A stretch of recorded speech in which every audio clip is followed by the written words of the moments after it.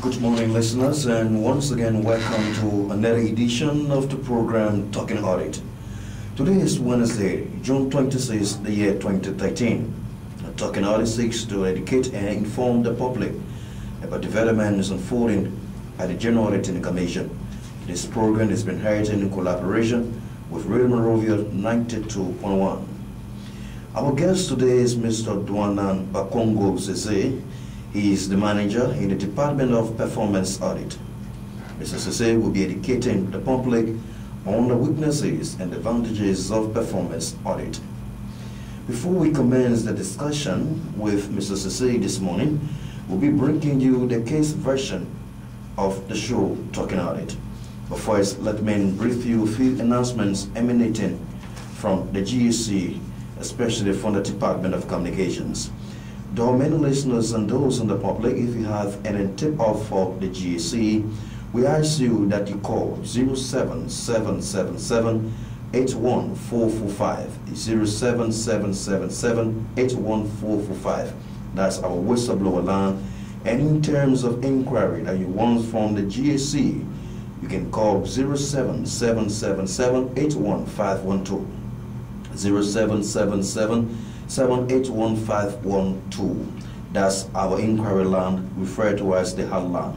And for the sake of basic information, you can also visit the website of the Auditing Commission, and the website address is liberiagec.com. And on the website, you can have access to audit reports, legislative inquiries, the GEC newsletter, and we have both the video and audio version of the program Talking Audit on the website. You can have access to all these information as it relates to unfolding developments unfolding at the General Auditing Commission. And I'm your host this morning, Edwin Clark, being ably assisted by my manager. She's the lady behind the scene, or we're doing the background check, and she's Miss Jacqueline Cheese. She's here this morning along with our technical specialist, Mr. Ronald Campbell. They're forming part of this team here this morning on the program Talking Audit.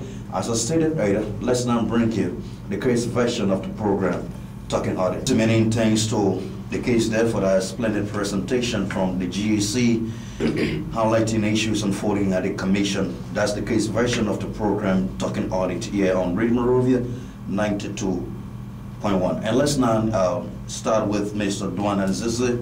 As I stated earlier, he's our guest this morning on the show Talking Audit. And as you may be aware, the focus point of the General Auditing Commission has to do with the issue of performance audit, which is a driving force around the globe today, where the International Organization of Supreme Audit Institution and that of AfroSAE, African countries relative to English-speaking countries, are also involved in performance audit, and the GEC is now taking that direction when it comes to performance audit. And Mr. Duanan Sese, he's the manager of the Department of Performance Audit. He's our guest this morning. Mr. Sese, it's a pleasure to have you. Thank you very much for this invitation. One of the managers is incredible, and I think the appointment was made in the right direction, because with the expertise we have brought to the process, it's going to help the Auditor General in his initiative to make the General Auditing Commission a truly supreme audit institution in Liberia. Well, our focus point this morning is in my previous discussion on this very show, we made it clear that performance audit is the unique type of audit that, if applied appropriately in Liberia, the good effects will strengthen our democratic process. So performance audit, just to establish the basic, is very cardinal in our democratic dispensation. In the first place, before going to the weaknesses, I think it would be very germane for us to outline the strength and the importance of performance audit. It would be of great importance for us to highlight what idea constitute performance audit. Performance audit, in every, as it may be known, in every society, resources will be scarce, and the proper application of the little resources we have is of matter of paramount concern. So performance audit is that type of audit that is initiated to fill in the gap as to how our leaders and people in stewardship can better use those little resources we have for maximum efficiency and effectiveness. So the question, what's the simplest difference between performance audit and that of financial audit? Audit do not target, let's say, individual corrupt or fraudulent activities, right? Unlike financial audit, where financial auditor go to a particular entity in order to examine,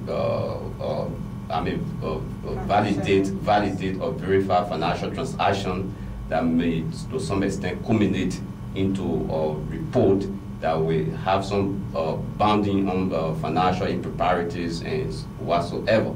For performance auditor, performance audit is like the type of audit that put into play a system that will not allow for the issue of corruption to take place in the first place.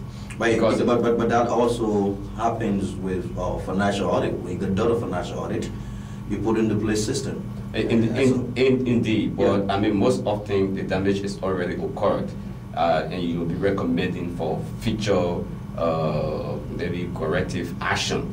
But for performance audit, you go there, you set the system. Like for example, in America, other great nations around the world, you will not really hear about the issue of corruption much because they have their system into place and their system are working effectively. But if the system is weak and is not working in line with the accepted or the minimum acceptable standard, international standard, you will notice corruption. Like for example, long waiting time.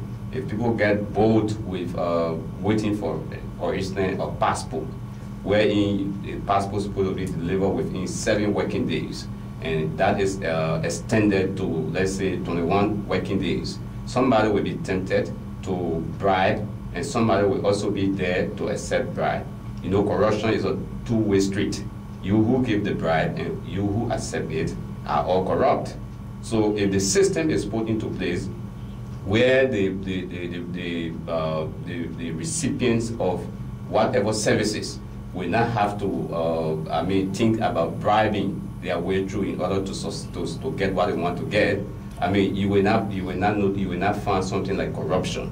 So performance audit is that type of audit that will bring about the necessary change mechanism that will put into place a pace that will not even give ground for corruption or other irregular activities to occur in the first place. Like for in addition to the instances as cited, we have with the issue of GSA, for example, where we see government vehicles and they have been overly misused. If you conduct a credible performance audit of acceptable standard, that will curtail the use of government vehicle, for example, beyond working hours, right? Nowadays, you go to clubs, you go to other entertainment areas, you see REP and other things, parking there and other things. I think that is not where it's supposed to be used. Okay. And you also look at the maintenance of those vehicles. Okay. So we talk about the pre and post performance audit. So will you say that in a post performance audit, yeah, the risk has already been done? Yeah. So are you saying that the pre-performance audit is going to be your focus?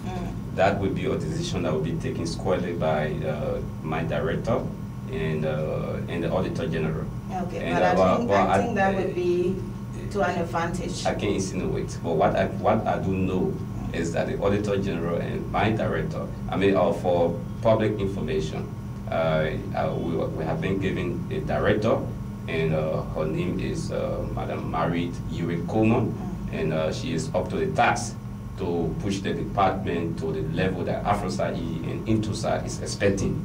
So that she's going to work very closely with the Auditor General to make sure that we as staff and managers are re-engineered to ensure that the work of the department is carried out.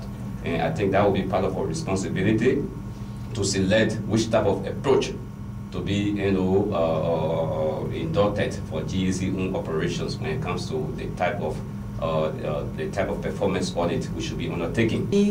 To an advantage, in preventing corruption, as you said. Yeah, I always quote the Auditor General: prevention is better than cure. It will not make any sense for somebody to get sick before you look for remedy for them. I think the symptom of sickness is sufficient for you to ensure that that person, will not go to hospital or lay on hospital bed. Okay. So I believe in prevention, but I think that will be a decision that it will be considered within at the top level, which I am not of the authority to discuss here. Okay. Now, performance audit. One thing we always talk about here is the issue of value for money. Yeah. What is it all about value for money? With a session of financial audit where you go identify some of the lapses and identify where how many millions, thousands are missing. In performance audit, what are we looking for? Value for money. What is value for money? Let me just break this down. I mean, the whole concept of a performance audit is based around 3 questions, right? These questions are entity or entities doing the right things, right? If so, are the entities or entities doing things in the right way? And if not, what are the causes? So if you analyze these 3 questions, you will understand that the issue of value for money is being highlighted. So if you go to the theoretical definition of performance audit, where is the audit that deals with the economy, efficiency, and effectiveness, right? You want to break that down into components, element, that is defining economy. Economy is like minimizing the cost of resources for an activity, having in mind the appropriate quality, right? That is value for money. You look at efficiency. Efficiency is the relationship between the outputs. What do I mean by the output? The services, the goods, the product, and other results, right, of that particular activity in relation to the, in relations to what is expected. So if you look at that, it also deals with the issue of value for money. Then you look at effectiveness. The effectiveness is the extent to which objectives are achieved and the relationship between the intended impact and the actual impact of an activity. So the composition of the 3 is, I mean, though in other countries like Brazil, Mozambique, and other China, they have India as well, they have identified additional E's, that is the equity and the efficacy to make it 5 E's. But because GAC is part of AfroSA-E, and AfroSA-E has identified the problem-oriented approach. So that's the starting point. Okay. AfroSA-E has identified the problem-oriented approach to be instituted within African countries, and that is heavily influenced by the Swedish National Audit Office. The Swedish National Audit Office is like a component arm of AfroSA-E. It's like a donor partner to AfroSA-E that influence AfroSA-E activities. So because of that, you get to understand that we are limited to 3 E's. We don't look at the efficacy and the equity as it's being looked at in London and other places, right? So the unique composition of this gives us the clear manifestation that performance audit is all about value for money. In a sense, you go into conduct, let's say, a pre-performance audit. You're only seeing where a road is being constructed and looking at the materials being purchased. So our auditors from the GEC going to question those who are carrying the project to ask them how much do you pay for this steel raw and so forth. Are you somewhat practical in that sense in undertaking your performance? I mean, but in doing that, are you not looking for also for the financial aspect? No, the economy addressed, and that's why performance audit supersede financial audit. And the world is gradually driving to performance audit. If you look at the economic component of performance audit, it also has something to do with accounting. I mean, you look at contracts. For example, I always like to use the example on the Belayala Road, right? If an audit is commissioned on that particular road to ascertain whether value for money was obtained, we got to go there and review contracts, we got to review financial commitment from the side of the government and that of the contractors, right? We review it, look, we monitor, give the monetary value of the contract as compared to the actual impact, and there where the effectiveness will come in. If the efficiency and the effectiveness cannot tally, right, or the input cannot tally with the output, there will be a problem. And there where performance auditor will be coming in to recommend for change. Because the whole idea of performance audit is not to really recommend for increment into budgetary allocation or to recommend for more resources. Is to ascertain and validate what you did with the available resources you have, and how was it used. And if that is done, you get to understand that the issue of accountability and public transparency will be, will be highly highlighted. So there where we stand as performance auditors. In terms of defining the lapses in conducting performance audit, you talk about value for money. Yeah. So now the question comes about in assessing performance on a project, for example, road project. Are you somehow involved in putting into place a necessary system at our immediate scene, or you wait after the project has been completed? You have to use your own judgment as an auditor. Because one of the major tools, or the most important tools used by performance auditors is common sense. That is tied in with professional judgment. You use your professional judgment, and that is tied in within your audit design. Your audit design will highlight, what the very methodological approach that you're going to adopt in order to arrive at your findings. So if you decide to engage from the earlier time into activities, right? Excuse me. Yeah, go ahead. If you decide for your methodology to be directed to the issue of carrying on system verification and whatever, that would be good. If your audit design would be meant at waiting and going to validate and verify, that will also be accepted. So the auditor judgment and the professional judgment that is being employed in the process is also highly cardinal. A manager in the Department of Performance Audit at the General Auditing Commission, he is our guest this morning, and we're discussing performance audit with emphasis on the weaknesses and advantages involving performance audit. And once again, listeners, this is the program Talking Audit, produced and presented by the Department of Communications at the General Auditing Commission. We're taking a very short break. When we come back, we continue the discussion with Mr. Duana Zizi.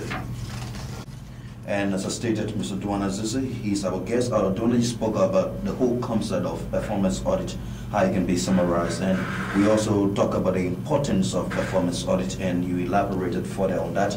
But now the main issue is, the topic this morning is the weaknesses and advantages of performance audit. But before we can get to that, let me just answer this question now. It is true that performance audit does not target corrupt and fraudulent activities. If so, what?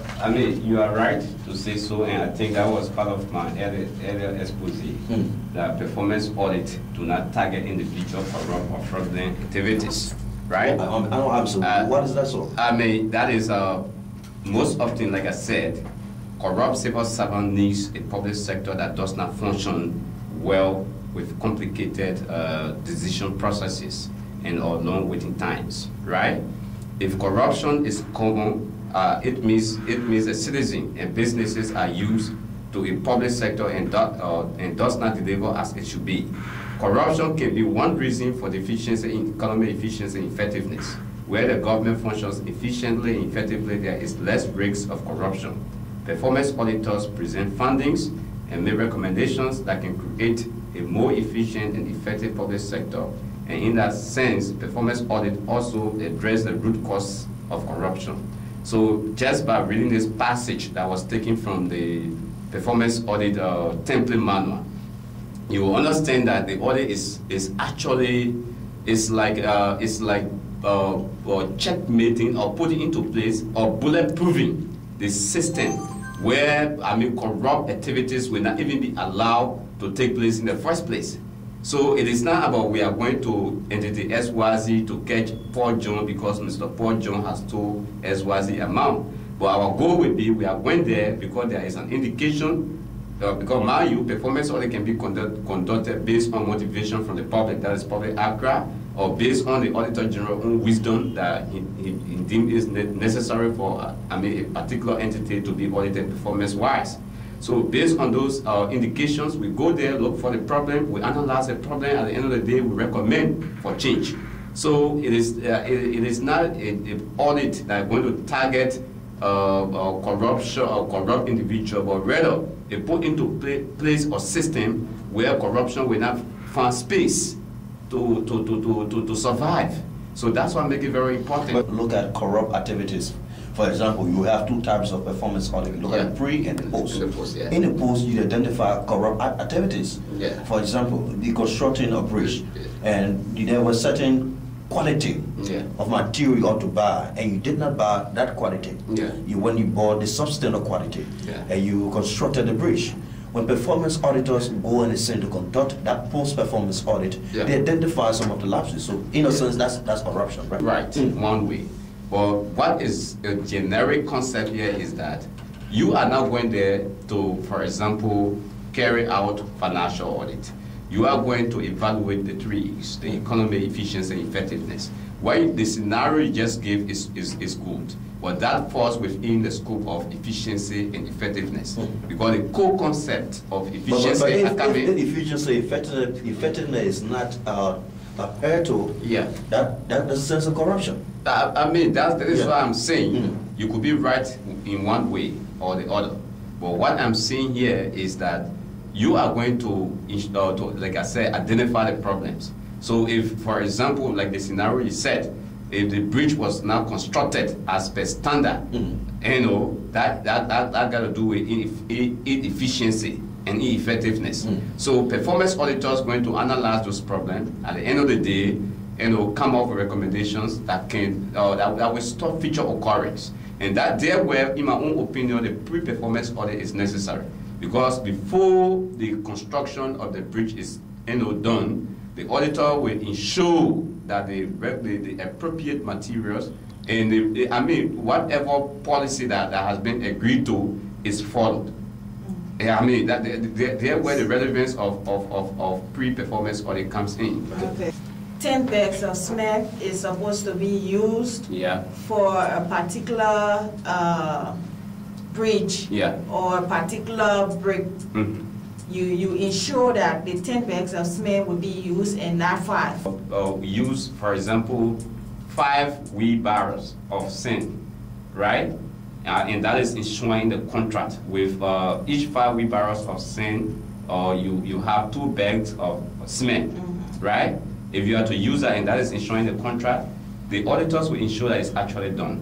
But in the for example, because of lack of system, people may want to circumvent by using instead 6 or 7 wheelbarrows of sand to that of 1 bag of cement. So at the end of the day, the actual impact, as compared to the intended impact, will not be achieved, and there where you'll be addressing the issue of effectiveness. Because effectiveness look at the relationship between the intended impact to that of the actual impact of the activity. And that's what makes performance to be the best that Liberia will ever experience. Yes, it will be the best Liberia will ever experience. So now, we live in a very sentimental society, very gullible society, that we live in one-way street. And the one-way street is John Brown stole $10 million, see in the newspaper the next day, and they grow sentiment about that. And how can you convince the people? Because the perception and what they believe in is the issue of financial audit, where John Brown should be indicted and he stole 50 million and so forth. So now performance is very new to the people. How will you convince them that performance is the surest way for Liberia's economy being strengthened? I mean Liberia, even financial audit, if you agree with me, is new in Liberia. But for a while they have been adjusted to that. I mean, everything in Liberia is like new, right? We are over yesterday, we are virgin. But the fact of the matter is, change is not abrupt. It's a process, it's a gradual process. So gradually, as performance audit, reports are put out there, and the result from it is experience. people will get to appreciate that performance audit is the best way. Because the AfroSA-E, we have 32 countries within the AfroSA-E, within the AfroSA region that constitute the AfroSA-E.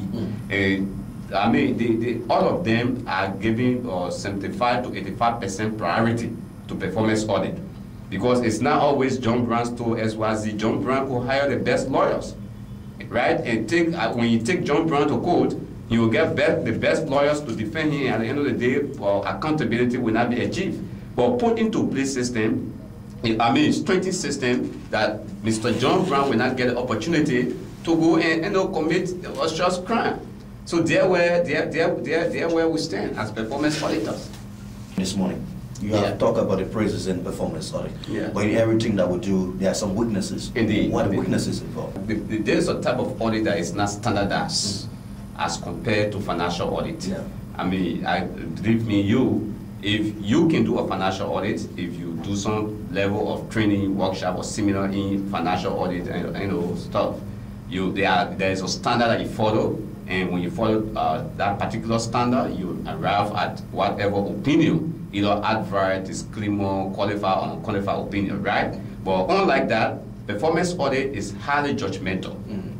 You as the auditor, you use your judgment based on circumstances, and you have to be very prudent in your judgment. Not because the audit gives you the opportunity to judge, then you should go about judging people either wrongly or whatever. So it's a scrupulous type of audit that requires judgment. Common sense is also used in the process, right? And most often, some auditors may not want to use their common sense prudently. They may want to use it in a way that we serve as hindrance to the process. And if that is done, for me, in my own opinion, I think is a weakness. One of the major weakness that I noticed is the issue that got to do with the timing of the audit. It lasts up to a year. Although it can, you can conduct a credible and competent performance audit within 6 months or so, or 4 months. But as per the AfroSA-E teaching, which I'm imbued of, you have up to a year to produce. So the minimum is what? 1 year? No, the maximum is 1 year. Minimum could be 6 months. 6 months. Yeah, 6 months. But I think because of the level of flexibility, it's highly flexible. Because of that level, you need to give it time so that whatever recommendation or conclusion that will be reached will be in line with the intended goal. Can anyone do performance audit? I don't know what you mean by anyone. But there are a few of specialty that varieties come in.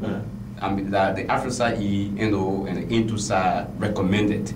Of those who obtain degree in political science, sociology, communication, law, economics, right? These are people that have been recommended by AfroSA-E to be performance auditors, right? Unlike financial audit, where you need either accounting or economic, performance look at the social sciences. Because you're dealing with human beings, you are not really focused on financial document. Although you interview people, you inspect facilities, you review documents, and these are all part of the process of performance audit. But your bulk of your interaction will be with the people involved in the process. So you got to have some set of social science background. It has to do with human being, right? Yeah. So it will require somebody of social science background, like sociology, for example, economics, or political science, law, because law comes in where you'll be reviewing contracts to ensure whether the economic aspect is actually scrupulously followed. The commission, how do we go about? For every Supreme Audit Institution mandate that I have read, I understand that the Auditor General is the hiring and firing officer of staff. I read on the audit mandate, the public audit mandate of South Africa. I read on the public audit mandate of Uganda and some other places like Ghana, right? The Auditor General does the hiring and firing, and that's why the Office of the Auditor General, like in Botswana, we don't have something called GAC or Audit. They have the Office of the Auditor General. The Auditor General is referred to as the Office of the Auditor General. I mean, the best practices around speaks to that fact. Okay. Right, but I mean, and there where I come in, let me digress a bit from the topic to the issue I got to do with our own public audit bill, though we don't have time in our favor. I think people got to go beyond sentiment to read, because it pays to be informed. And there where some of us may likely ask the AG to give us the opportunity to provide clarity to the public. I mean, whatever that is in our bill is in line with international best practice. People got to, I mean, transcend beyond this kind of sentimental talk and what, like, I'm listening to Hot FM. I think it's becoming like the Yuana type radio. And government got to look at that very seriously. So let's go back to performance audit. Yeah. These are some of the weaknesses that I have noticed. And we will go back to the strength if we get time. I want you to shortly outline the strength. Yeah.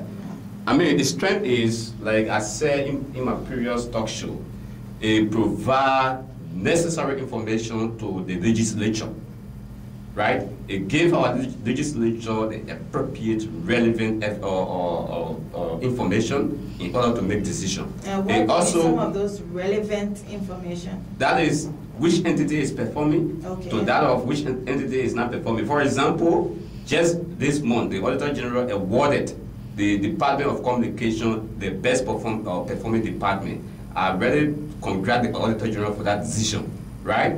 In this context, the legislature will be giving more resources to entities that will be recommended by GA, that will be the performance audit report may reflect some positive and/or impact on. Like, I mean, I just want to draw these two scenarios for you to see how important it will be for our society.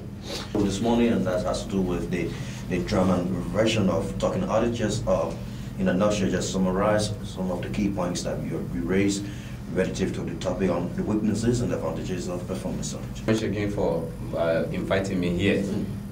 Performance audit is very important. Is a major ingredient for our democracy. It will serve as the fertilizer for whatever democratic changes that will be taking place in Liberia. And I can say that the auditors at the GAC that I have personally interacted with, including 3 of my colleagues who are also managers in the performance audit department, in person of Okesie, Fatou Kamara, and Bafi Dukle, we are going to ably assist Madam Marie Komot to ensure that the issue of performance audit is highly accentuated in Liberia. And that the impact of that will be that our economy will be strengthened, our governance system will be strengthened, and at the end of the day, we're going to achieve maximum transparency and accountability in the process. Azuzu, he's a manager in the Department of Performance Audit at the General Auditing Commission. He has been our guest this morning, talking on the weaknesses and advantages of performance audit here on Radio Monrovia 92.1. Let's now bring you our drummer from the GAC, titled GAC Today. Many thanks to the German team for that presentation there. The GAC is not working on the rubber cable. Let me use 5 minutes of our time this morning to trash out some of the false assertions being made on Hot FM and that of Front Page Africa. Liberia is a very gullible society, a very sentimental society, where people believe in sentimental talks, sentimental falsehood, and so forth. For the past 1 week and a half, Hot FM and Front Page Africa have been on the GAC giving false information to the public because they hate an individual called Rabel Kibe. And Rabel Kibe is not the GAC. First of all, let it be made clear to the people of Liberia that Rabel Kibe will continue to receive enemy points from Liberia. Because why? Rabel Kibe will not be like John Wall. The issue of the financial autonomy bill, where Front Page Africa, which we expect to report nothing but the fact, saying that Rabel Kibe wants to prolong himself in power and has submitted a bill to the legislature. No. This bill, when Rabel Kibe took over the commission, he met this bill at the commission. And it is a requisite requirement from international organizations. The Lima Declaration, that of the Mexico Declaration, are called for supreme audit institutions to have financial administrative independence. And John Moore in 2007 drafted a strategy to ensure that the GSA gained financial administrative independence. It is not Robert Kippy. When Mr. Kippy took over, he made such a document. In any administration, when you get there, you see some good thing, you take it. And Robert Kippy took that document, did a series of amendments, and at the end of the day, there are stakeholders meeting going on. But in one of our stakeholders meeting, because Robert Kippy is a big enemy to the people of Liberia, in the very stakeholder meeting, the document leaked to the public and said Robert Kippy wants to prolong himself in power. No. John Moore responded. He said that Robert Kippy is in the right direction and he will support Robert Kippy because it is a standard from the international community that supreme audit institution should be financially and administratively independent. So it is not the making of Robert Kippy. Another point they raised was the issue of Robert Kippy since he took over for a year plus, 1 year. See how mistakenly they are informing the public. Robert Kippy took over in September 2012. And this month happens that he is 9 months in power and he has not conducted or commissioned an audit. Yes, the public will believe that Robert Kippy is not working because other reports are not being leaked in the media where you get in the morning, you see the front pages of newspaper. Mary brought 50,000, 50 million absconded. No, it is not the kind of auditing that is taking place at the GST today. The auditing that is taking place at the GST today is very professional, where the law says when an audit is completed, the auditor general is required to submit the audit report to the legislature. And that is what is happening at the GSA. For the sake of information, we should not live on sentiment. We should not live on issue because you will hate someone so much that you get on national radio and give all sort of false allegations and false statements. As we speak, when Robert Kippy took over, he did realignment at the GSC for what? 5 to 6 months. Every individual, when you get to an institution, you know how to run the institution. It is a responsibility to make sure that the institution is intact administratively. We know that the key responsibility of the GSC is to conduct audit, yet, but you cannot conduct audit in the absence of systems being put into place. You cannot go audit John Brown when your book is not correct. These were some of the things that Robert Kippy did when he took over the commission. Robert Kippy received the money you're talking about $500,000 he got to conduct audit. Yes. When did Robert Kippy receive the money? The money was received in March 2013. When you say 6 million allotted to the GSC, I have to say the GSC has the 6 million sitting on it. No, these are some of the reasons why the GSC is seeking financial independence. Now every day the GSC that's supposed to conduct audit, run at the Ministry of Finance, knock at the doors at the Ministry of Finance for money. No. The $500,000 you were talking about in the media that Robert Kippy is sitting on, no. It was received in March 2013. And the sole purpose of that money was to conduct audit. My people, audit is very expensive. And when the money was received, it is the money that is being used to conduct 41 plus audit that is going on in federal government ministry and agency. These things are not in the media, so at the end of the day, Robert Kippy is not working my people. We should stop this. If we want Liberia to move forward, we should stop this issue of personal attack, because Robert Kippy is at the GSC today, you don't like him, so at the end of the day, anything that comes out of the GSC is nothing. We should stop that. They talk on the issue of Robert Kippy bringing in people to work at the GSC. So helping God. Is it a crime? No, there is a crime. You bring in people to work with who you believe can do your work. If you don't believe in someone that cannot do your work, you cannot work with him. It happens all over the world. It is not a crime. We should stop sentimentalizing issue, politicizing issue, because again, what Robert Kippy is saying at the GSC. As I stated earlier, Robert Kippy will continue to get enemy. Yes, because what? People believe that he does not fit for the job, and at the end of the day, he is the chosen one of President Salif. No. If Robert Kippy leaves GSC tomorrow, another person will come. Are you saying that that person is not qualified because John Brown is not there today, and you believe in John Brown's style of operation? No day Robert Kippe's style will be that of John Moru. And we should stop these things that are taking place in Liberia. People come and try to reform the country, bring in systems that will improve the country. You have people sitting on the fence to politicize and sentimentalize everything that we do in the country. We should stop that. We should stop that. Because if we continue this path, Liberia will head nowhere. We just continue to be this way. And people should avoid public sentiment. Now everything you hear on the radio, you hear one John Brown, people just coming. You don't know the status, they don't know the basic ethics of journalism. They sit on radio and you castigate people because they are running a propaganda machinery to attack people's character. Then you sit and you believe in, then you call, oh yes, he should go, he should go. We should stop that now, people. We should read between the lines, analyze for ourselves to determine what is right and wrong. Thank you very much. This is the program Talking Audit this morning on Radio Monrovia 92.1, and we have been discussing with Mr. Duan and since he has been our guest on the issue of performance audit, which is the hallmark of Auditor General Robert Kibbet. I'm Edwin Clark. Jagoli Cheese has been my able assistant, and Ronald Campbell has been behind camera doing our technical work here in this edition of the program Talking Audit. Have a very pleasant day from the nation's capital, Monrovia.